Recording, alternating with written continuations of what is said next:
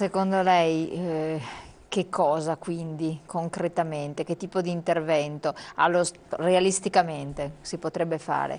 Perché il problema della sfiducia, di questa responsabilità che è stata data a certe persone che però non ha portato dei risultati, quindi la delusione manifestata da tanti cittadini, che si vede anche, si legge dai messaggi, perché poi quei messaggi sono anche di imprenditori che si trovano vessati da cifre enormi da pagare, per cui dopo trattiamo anche la questione degli imprenditori giustamente rispondendo ai messaggi. Guardi, è dall'agosto 2011 che l'Italia è sostanzialmente commissariata. Da quando è arrivata la letterina da Bruxelles che ha detto che cosa doveva fare l'allora governo Berlusconi, come lo doveva fare, addirittura gli hanno detto la forma col decreto legge e anche gli avevano dato il termine, non so se ricorda, era il 30 settembre. Cioè che non rischiamo la stessa situazione dopo le elezioni. No, è la stessa identica situazione, non c'è alternativa, l'Italia ormai non ha più un potere contrattuale e all'interno non è in grado di rigenerarsi. Per rispondere all'amico ai 5 Stelle, io rispetto, sono tutti bravi ragazzi, mi dispiace solo per il leader che avete che fa molto sorridere, divertente, però non vedo anch'io progettualità. Invece la militanza sono persone in gamba, io ne stimo molti di voi, però mi pare che cosa succede se qualcuno dovesse votare quel movimento? È un voto chiaramente di protesta a mio avviso e per quanto riguarda il Veneto è una perdita secca, immediata di quello che per esempio è il residuo fiscale. Se noi avessimo l'indipendenza immediatamente, come noi lavoriamo per fare con un referendum, a proposito sabato 16 andremo a Venezia a presentare la proposta di legge sostenuta dalle firme popolari, che sarà fatta propria anche da qualche consigliere, perché si tenga il 6 di ottobre il referendum per l'indipendenza. Perché solo creando uno stacco diretto da quello che è il meccanismo Italia possiamo garantire a questo territorio quantomeno di non pagare ogni anno 20 miliardi di tasse in più, il famoso residuo fiscale. Se votano Grillo continuiamo a pagare altri 20 miliardi in più delle tasse, in più dico. Faccia un conto, 20 miliardi diviso 5 milioni che sono i veneti vuol dire 4.000 euro a testa di media, bambini e anziani compresi. La famiglia di 4 persone, padre, madre e 2 figli, famiglia media, lascia allo Stato ogni anno, dopo aver pagato tutte le tasse, 16.000 euro. Ogni 10 anni ci lascia 160.000 euro, il valore di una casa. Ecco perché non basta la protesta grillina per cambiare le cose. Probabilmente è una scelta tra le alternative che ci sono facile, ma se quando conoscono il progetto di indipendenza veneta, come per esempio, dico ieri sera eravamo nel Trevigiano a Vedelago, c'erano più di 300 persone con la neve fuori 15 centimetri, altre sale ancora più capienti. Noi abbiamo ormai chiaro un percorso, che è il percorso che stanno attuando altre regioni in Europa come la Catalogna e la Scozia, perché l'indipendenza di stati tra i 5 e i 10 milioni di abitanti e il Veneto è tra questi consente un miglior rapporto tra il cittadino e le istituzioni, un diretto controllo, per cui se non funziona puoi cambiare il cittadino con più facilità, eviti la corruzione, eviti il malaffare, hai uno Stato più semplice e più agile, sostanzialmente puoi soddisfare quelli che sono i bisogni del cittadino. Questa è la nostra visione detta in pillole, poi magari entreremo nei dettagli. Poi entriamo nello specifico perché sì. poi... Morosin, vuole rispondere lei? Sì, no, ma volevo rispondere innanzitutto all'amico 5 Stelle che mi ha offerto su un vassoio d'oro una battuta. Lui ha detto che per prima cosa la trasparenza, e chi non vuole la trasparenza? Ma la sua trasparenza è una risposta al mio rilievo che bisognerebbe avere subito quantomeno i 20 miliardi di residuo fiscale che ogni anno lo Stato ci ruba, dopo che abbiamo pagato tutte le tasse.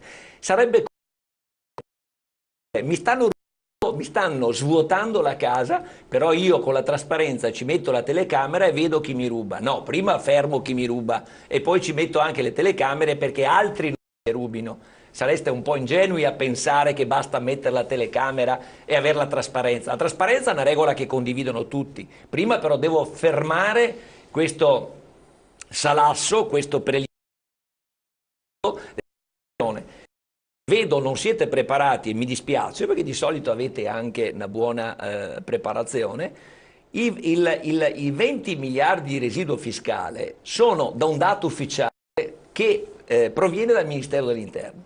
Noi paghiamo sostanzialmente 70 miliardi di tasse, 69,5 per la verità, e abbiamo un ritorno sul territorio di circa 50 miliardi, un po' meno. Di questi 50 miliardi, 15 sono i trasferimenti dallo Stato agli enti locali, i comuni, le province e la regione, e 35 sono per tutte quelle spese, comprese le spese di giustizia, comprese le spese della sicurezza, comprese le spese di infrastrutture, porti, aeroporti, sorveglianza, tutto.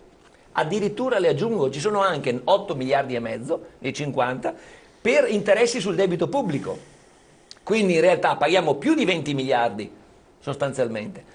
E questo è il fatto. Non possiamo permetterci il lusso di vederci depredati ulteriormente questi soldi. Quindi l'indipendenza vuol dire innanzitutto fermare questo ladrocinio ingiustificato, perché nel contempo, nel mentre avviene questo ladrocinio di Stato, abbiamo i suicidi di Stato, perché i nostri imprenditori interpretano alla lettera il fatto di fare impresa. Ecco, io lo interrompo un attimo, hanno acquisito credito. Ma io farei 2 o 3 osservazioni a flash, perché dobbiamo far sintesi ovviamente. Sì. Partendo da dove? Partendo da novembre 2011, quando si è insediato il governo Monti.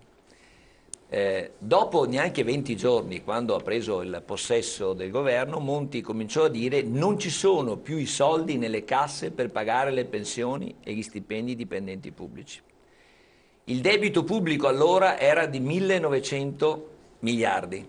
Siamo a 2020 miliardi. A distanza di 12 mesi siamo a 2020 miliardi. Abbiamo avuto la media mensile di 10 miliardi di aumento del debito pubblico. Abbiamo la disoccupazione giovanile che nella media europea è al 24%, in Germania è all'8%, in Italia è al 37%. Ma questo lo sappiamo, e questi ci chiedono delle risposte. Flash.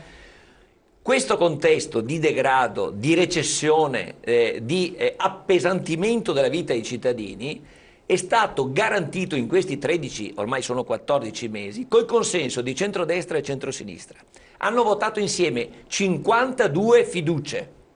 Quindi oggi sentirli in campagna elettorale che vengono a fare disquisizioni, io li chiamo il gatto e la volpe, il gatto è Bersani e la volpe è quello che propone le soluzioni shock, ha detto lui. A me pare che siano soluzioni per gli sciocchi più che soluzioni shock, pensano che siamo tutti quanti sciocchi. Ormai non hanno più ricette, stanno già parlando, di questi giorni i commenti, che prevedono una legislatura breve, quasi a intimidirsi l'uno con l'altro. Hanno parlato solo di formule di governo, vendola sì, vendola no, sei legato alla CGIL, non sei legato a Fratelli d'Italia. La Lega è con Fratelli d'Italia e col PD. Siamo con Berlusconi, ma Berlusconi ha parlato della gente. E tutto sta scivolando inesorabilmente verso un appesantimento.